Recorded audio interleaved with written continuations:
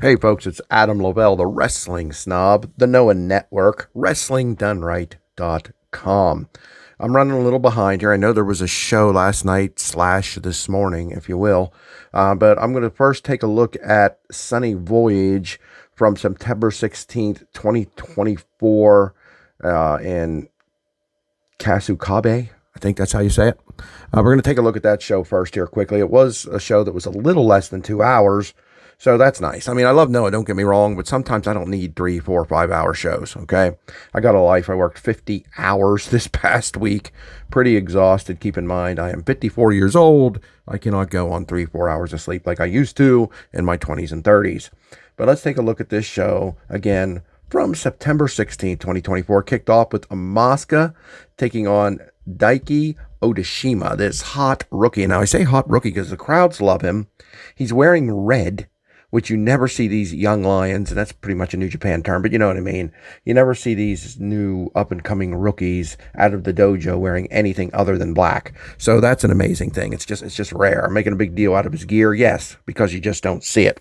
And it pretty much reflects who he is. He is on fire. This kid is going to be something. He gave AMAKUSA a hell of a run here. Now, you also could tell that AMAKUSA wasn't going full bore here. AMAKUSA was not going 100%. Now, take that for what you will. He clearly wasn't. He had to ramp his game up a little bit as the match went on because he started to realize how tough this kid was, how this kid wasn't going to stay down, how this kid wasn't going to just take a beating, right? So he did gear up a little bit as it went on, but this is not your typical AMAKUSA match. This is pretty much a pure, fundamental wrestling match because as much as this is a competition, these guys that are the seniors of these youngsters want to teach them right. They want to wrestle and work with them fundamentally. There's some rare exceptions that'll just go in there and do anything to beat them. But for the most part, someone like AMAKUSA is going to work a match that's fundamentally sound to try to make sure Odashima understands the fundamentals before he does anything else. Odashima has an incredible drop kick. You hear that once in a while. You know, every so often a wrestler has a drop kick that stands out amongst the rest. It's a typical move that most wrestlers do. But Odashima has this, he almost looked like he's going to jump over the head of his opponent. I mean, he is up forehead level, and if he wanted to, I believe he probably could jump over the head of most of the wrestlers. Now, you know, you get some super tall wrestler, that's not going to be true, but he just really looked impressed. Look at AMAKUSA's chest, even in these still pictures I have here.